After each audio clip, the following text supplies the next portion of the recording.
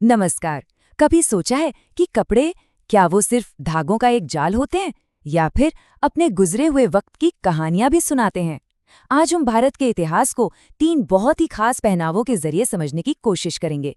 एक पहनावा एक योद्धा का है, एक है अमीर साहब का और एक किसान का। ये ही वो सवाल है जो आज हमारी इस पूरी चर्चा की बुनियाद है। क्या सच में क्या कोई कमरबंद सिर्फ कमर पर बांधने वाली पट्टी है, या वो एक पूरे के पूरे दौर की पहचान भी हो सकता है? चलिए आज पता लगाते हैं कि कैसे हर पोशाक के अंदर एक पूरी दुनिया छिपी हो सकती है। तो देखिए, हमारा आज का सफर 4 हिस्सों में बटा होगा। हम शुरुआत करेंगे पटका से, जो योद्धाओं की शान था। फिर हम बिरजस को समझेंगे, जिसमें ब्रिटिश भारत की झलक दिखती है। इसके बाद पछेवड़े के साथ ग्रामीण जीवन की सादगी को महसूस करेंगे और आखिर में इन तीनों को एक साथ रखकर इनके मतलब को समझेंगे। तो चलिए सबसे पहले बात करते हैं पटका की। ये सिर्फ एक कपड़ा नहीं था, बल्कि युद्ध के मैदान में ये ताकत और रुतबे की निशानी माना जाता था। तो सवाल ये है कि आखिर ये पटका था क्या? क्या इसे सिर्फ सजने संवरने के लिए पहना जाता था, या फिर इसका कोई प्रैक्टिकल मकसद भी था? चलिए इसकी कहानी को जरा और करीब से जानते हैं। अच्छा, तो पटका को समझने के लिए पहले जामा को समझिए।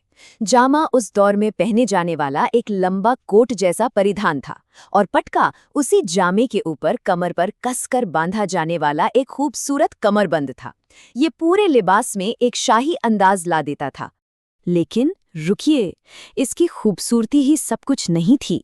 पटका सिर्फ दिखावे की चीज नहीं थी, इसका सबसे जरूरी काम, सबसे अहम मकसद था एक योद्धा के हथियार यानी उसकी तलवार या कटार को संभाल कर रखना। तो ये स्टाइल और फंक्शन का एक बेहतरीन मेल था, जहां खूबसूरती के पीछे एक बहुत जरूरी वजह भी थी। चलिए अब पटका के दौर से आगे बढ़ते हैं और एक ऐसे पहनावे को देखते हैं जिसमें दो अलग अलग संस्कृतियों का संगम साफ नजर आता है, और इसका नाम है बिरजस, जिसके डिजाइन पर ब्रिटिश राज का गहरा असर था। बिरजस का डिजाइन अपने आप में बड़ा दिलचस्प है। ऊपर से तो ये घेरदार और चौड़ा है और नीचे से एकदम तंग। आखिर इस तरह की अजीब बनावट की जरूरत ही क्यों पड़ी?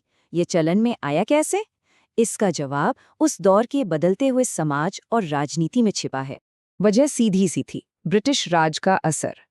जब ब्रिटिश अफसर और भारतीय राजघरानों के लोग एक दूसरे से मिलने जुलने लगे, तो पहनावे का लेन देन होना तो स्वाभाविक था। बिरजस असल में इसी कल्चरल मिक्सिंग की देन है, जिसने भारतीय पोशाक को एक वेस्टर्न टच दे दिया। अब इसकी बनावट को देखिए, यही तो इसकी खासियत थी। घुटनों से नीचे का हिस्सा एकदम चुस्त, एकदम टाइट, जो लंबे बूट्स के साथ पहनने के लिए परफेक्ट था। लेकिन घुटनों के ऊपर का हिस्सा वो एकदम खुला खुला, आरामदायक और घेरदार होता था। शायद घुड़सवारी करने या आराम से बैठने में से आसानी होती होगी। इसी डबल डिजाइन ने इसे सबसे अलग बनाया। और हाँ, कहानी सिर्फ बिरजस पर ही खत्म नहीं होती थी।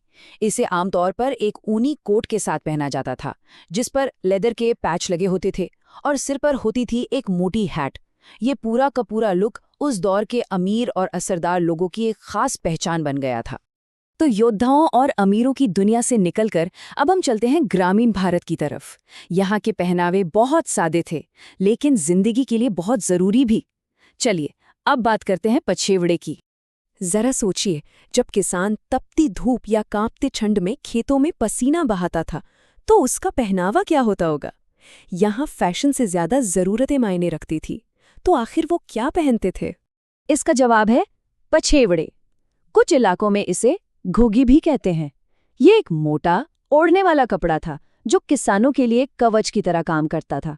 उन्हें बारिश से, धूप से और ठंड से बचाता था। ये सिर्फ एक कपड़ा नहीं, बल्कि उनकी मेहनत का सच्चा साथी था। और ऐसा नहीं कि सिर्फ पछेवड़े ही थे। सर्दियों से बचने के लिए भाखला, कामली, चादरा और खेस जैसे और भी कई तरह के कपड़े इस्तेमाल होते थे। ये अलग अलग नाम हमें ये बताते हैं कि भारत के गांव देहात में भी पहनावे की अपनी एक पूरी दुनिया थी। तो देखिए, हमने 3 बिल्कुल अलग अलग दुनियाओं की सैर की है, योद्धाओं की, रईसों की और किसानों की। चलिए अब इन तीनों कहानियों को एक साथ रखते हैं और देखते हैं कि ये हमें अपने इतिहास के बारे में क्या सिखाती हैं। तो अगर एक नज़र में देखें तो सार ये है, पटका एक योद्धा का कमरबंद था जिसका मकसद था हथियार को संभालना। बिरजस अपने अलग डिजाइन के साथ ब्रिटिश प्रभाव का प्रतीक था। और पछेवड़े खेतों में काम करने के लिए एक सुरक्षा कवच की तरह था। एक था शक्ति के लिए, दूसरा था स्टेटस के लिए और तीसरा था जरूरत के लिए। तीनों की अपनी अपनी कहानी, अपना अपना इतिहास। और ये सब हमें एक बहुत ही मज़ेदार सवाल पर लाकर छोड़ देता है। ठीक वैसे ही जैसे हमने आज इन पुराने कपड़ों से इतिहास को पढ़ा, ज़रा सोचिए, आज से 100-200 साल बाद जब कोई हमारे आज के पहनावे देखेगा, तो वो हमारे इस दौर के बारे में क्या कहानी समझेगा? हमारे कपड़े आने वाले कल को हमारे बारे में क्या बताएंगे?